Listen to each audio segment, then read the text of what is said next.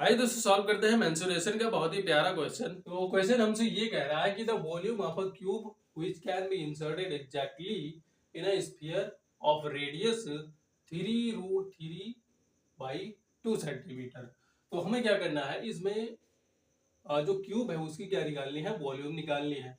तो वॉल्यूम निकालने के लिए सबसे पहले हमें क्या निकालना पड़ेगा, उसका साइड निकालना पड़ेगा। और इस क्वेश्चन को आसानी से समझने के लिए एक फिगर ड्रॉ करना पड़ेगा।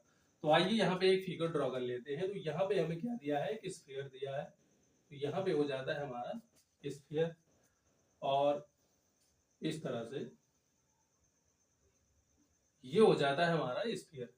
तो हम इसके अंदर क्या करते हैं, कोई क्यूब इंसर्ट कर देते हैं।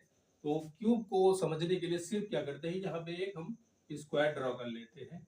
तो इस तरह से होगा कोई यहाँ पे स्क्वायर, इस तरह से क्या हो जाएगा, स्क्वायर। तो यहाँ पे इसकी कुछ साइड भी होगी।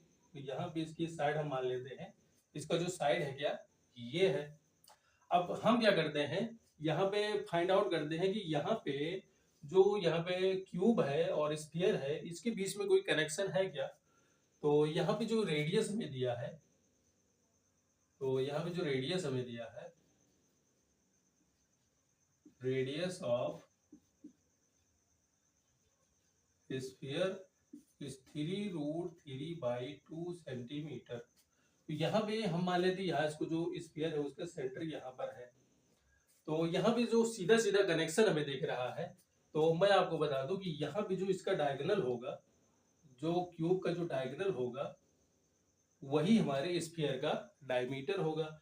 यानी हम बता सकते हैं कि जो भी क्यूब का डायगोनल होगा उसके इक्वल ही होगा इस स्फीयर का डायमीटर। तो आपको यहाँ पे बताना ये है कि डायगोनल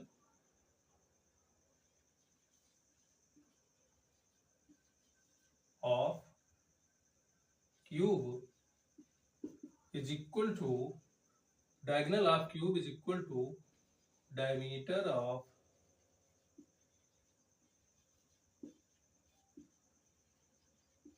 sphere। तो उसके बाद में क्या करना है, यहाँ पे जो डायगोनल होता है क्यूब का, किसी भी क्यूब का जो डायगोनल होता है वो होता है √3 इंटू साइड। और जो डायमीटर होता है स्फीयर या फिर सर्कल का जो डायमीटर होता है वो होता है 2 इंटू आर, यानी कि रेडियस होता है।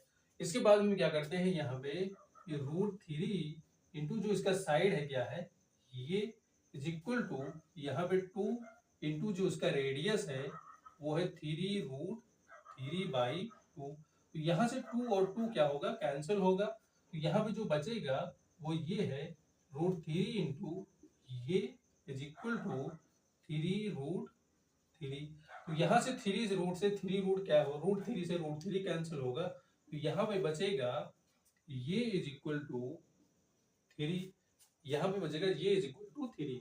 तो इसका जो साइड आया है वो क्या है, 3 सेंटीमीटर। अब इसमें हमें क्या फाइंड करना है, इसका वॉल्यूम फाइंड करना है। तो यहाँ पे जो क्यूब का जो वॉल्यूम होता है,